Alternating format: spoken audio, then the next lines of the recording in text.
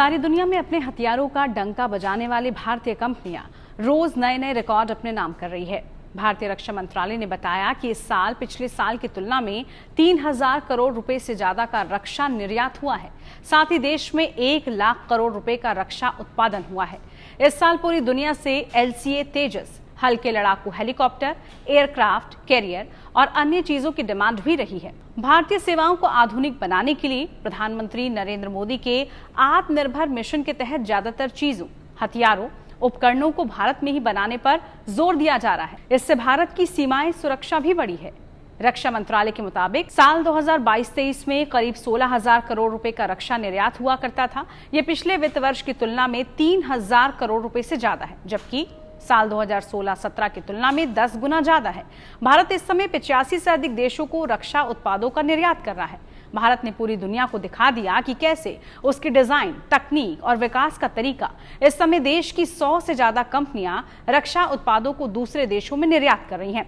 इनमें हथियारों से लेकर विमान, मिसाइल से लेकर रॉकेट लॉन्चर्स तक है। भारत इस समय 85 से ज्यादा देशों को रक्षा उत्पादों का निर्यात कर रहा है। आपको बता दें कि जो चीजें निर्यात हो रही हैं उनमें ये चीजें शामिल हैं: Dornier 228 aircraft, 155 mm ATAGS BrahMos missile, Akash missile system, radar, simulators, बारूदी सुरंगों से बचाने वाली गाड़ियां, बख्तरबंद गाड़ियां, पिनाका रॉकेट और लॉन्चर्स, हथियार, थर्मल इमेजर, बॉडी आर्मर। इसके अलावा एवियोनिक्स और कई छोटे मोटे हथियार और उपकरण भी इसमें शामिल हैं। वहीं डिपार्टमेंट ऑफ मिलिट्री अफेयर्स की 5वीं पॉजिटिव एंटीनाइजेशन लिस्ट यानी PIL में 98 ऐसी वस्तुओं का जिक्र किया गया है जो कि एक्सपोर्ट हो रही हैं। इसमें HCS, sensor, weapon and ammunition भी शामिल है।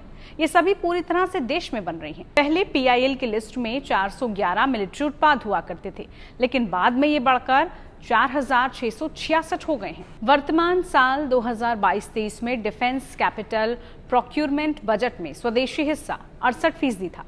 अगली बार ये बढ़ाकर 75% कर दिया गया। इसके बारे में एरो इंडिया शो के दौरान रक्षा मंत्री राजनाथ सिंह ने खुलासा भी किया था। इसी प्रोग्राम के तहत भारत की सबसे बड़ी हेलीकॉप्टर फैक्ट्री खोली गई। वहां पर लाइट यूटिलिटी हेलीकॉप्टर्स बन रहे हैं। भारत हमेशा से ही ताकतवर देशों से हथियार मांगता था, लेकिन अब स्थिति पलट चुकी है। खुद प्रधानमंत्री नरेंद्र मोदी ने नवंबर में तेजस सिटर फाइटर जेट में उड़ान भरी थी। ये पहली बार था जब देश के प्रधानमंत्री ने किसी फाइटर जेट में उड़ान भरी, जिसके बाद PM मोदी तेजस के प्रोडक्शन फैसिलिटी में भी पहुंचे थे। वहां पर इसके बनने की प्रक्रिया भी उन्होंने देखी। इसके अलावा भारतीय वायुसेना के नए ट्रांसपोर्ट विमान C-295 को शामिल किया गया है। रक्षा क्षेत्र में आत्मनिर्भरता हासिल करने के लिए भारत सरकार लंबे समय से प्रयासरत रही है। अब ऐसे में ये एक बड़ा सुधार हुआ है। भारत ने अब ये मुकाम हासिल कर लिया है। अगर आपको ये वीडियो पसंद आई हो तो उसको लाइक शेयर जरूर कीजिए। साथ ही बने रहिए टाइम्स नाउ भारत डिजिटल के साथ। नमस्कार।